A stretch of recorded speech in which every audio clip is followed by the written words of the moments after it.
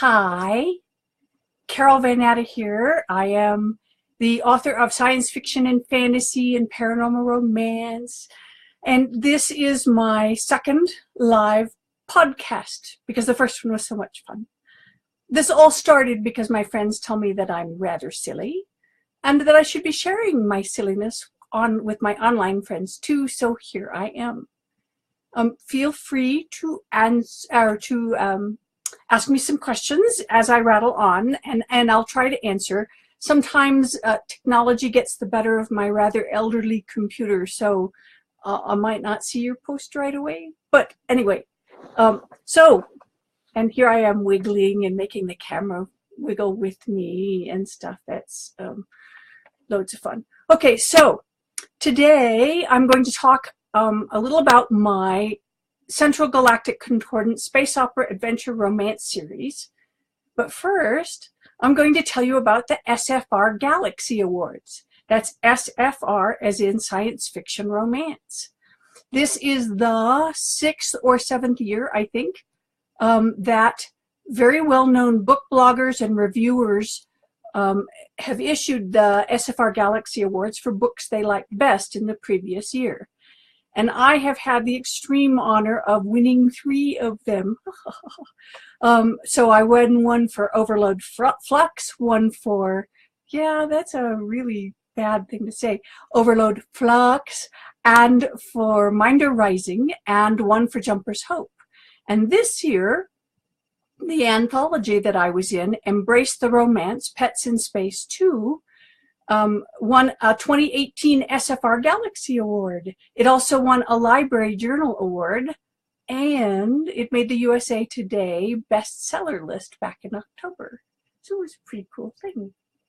I am sorry to tell you that Pets in Space 2 was a limited edition and is no longer available in print or in ebook form, but you can check its website, and it's got one, and it's called petsinspaceantho.com, and I'll put that up on the comments if anybody's interested later.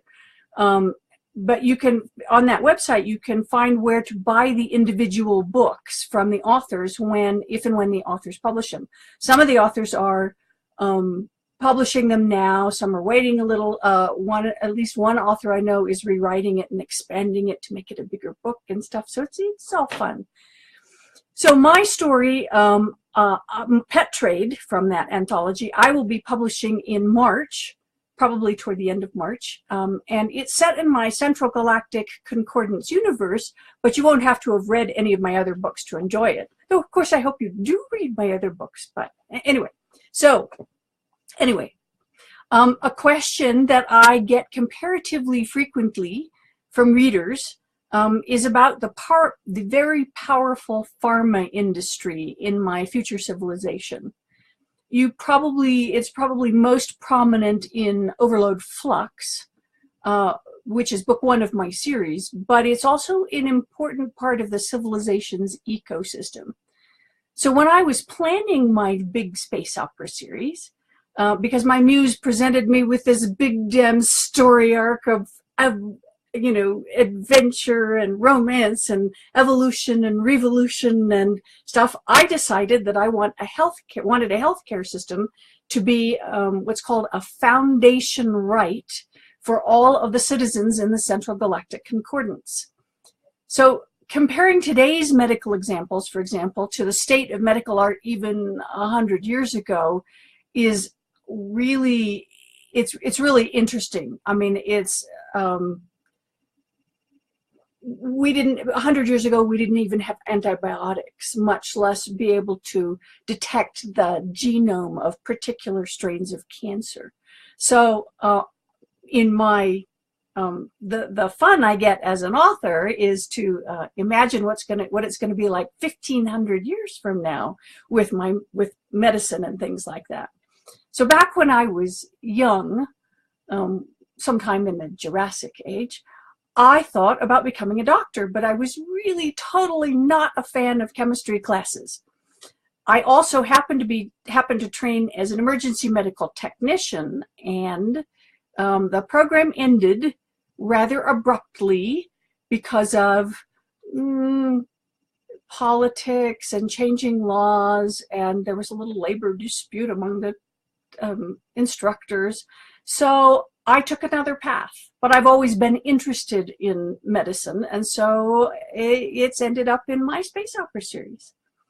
So in my books, medical advances are good for citizens because it means that people live now to 160 or 180 years old with regular health maintenance.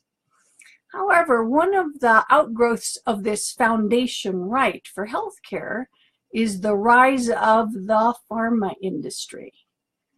From medical equipment to treatment protocols to drugs to you name it, it's a guaranteed profitable industry. Unless the company is especially short-sighted or greedy, like the one in Overload Flux, and it's a protected line of business because, again, foundation right, you know. The medical sector has a very strong incentive to keep the status quo because that's their livelihood. So the very rich and the very powerful pharma industry has, let's call it, an unhealthy dependence on an equally powerful government agency called the Citizen Protection Service. One of the CPS's division is the Minder Corps, where people with mental talents, telepathy, telekinesis, healing, etc., they use their skills to help keep the galactic peace. The CPS buys enhancement drugs for the Minders from the pharmas, and as it turns out, that happens to be quite a lot of people. So, as a hypothetical situation, if the Citizen Protection Service were to say, stop buying all those drugs, the pharma companies might have a few rough years ahead of them. And therein lies one of the threads of my big damn story arc that I mentioned earlier. Very interesting times ahead, if I do say so myself, because that's why I'm writing the stories. It's so much fun. Oh goodness, I can see that I am blathering on quite a bit. And I'm not seeing terribly many comments from people, and that's fine. I don't expect comments from people. I don't comment on other people's videos either, so there. And now, because this is my podcast, I'm going to do an advertisement. So if you're really, really sad that you didn't get a copy of Pets in Space 2, you could have a chance to win a copy of it on my website. I put up a little survey, a reader survey, asking about what you like and that sort of thing. And I've put up prizes to incent you to come and fill out my survey. So you would get a copy of, sorry, making a mess, holding it, Embrace the Romance, Pets in Space 2. Look how big this book is. I mean, how could you turn this down? It's lots of pages. And you get a copy of the coloring book. This is the coloring book. I'm trying to hold it right. I'm really bad with this camera stuff. You'd think I'd be better being an actor and stuff like that, but no.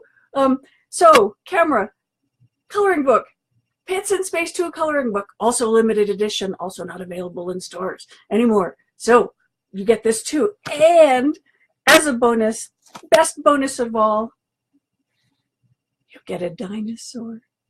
His name is Anklebiter, and you would have to read Pet Trade in the Pets in Space book to find out why he's named Anklebiter. But his name is Anklebiter, and so, see, you get a dinosaur too. Well, this is if you win. So, to win, you have to go to my website. And so that's author.carolvannatta.com/survey. That's easy. So go to my website. And now, caveat, if you're watching this video later, sometime like this, the cutoff for winning prizes is the morning of February 12th, when I will be drawing prizes, the winners. And then I will announce it in my newsletter, and the winners in my newsletter, and people will get a dinosaur. Really, really, it's very cute dinosaur. So that's kind of it for my podcast today. If you have any other comments, feel free to find me on Facebook, or find my blog on my website, or write to me, or join my newsletter, and I'll be silly there too. Okay, so I'm going to sign off now, and happy reading and happy survey taking if you want a dinosaur. Oh, by the way, trip to the alien planet where the dinosaur is living, not included in the survey. Okay, thanks. Bye. This is Carol Van Natta, science fiction and fantasy author, and sometimes paranormal romance author, signing off.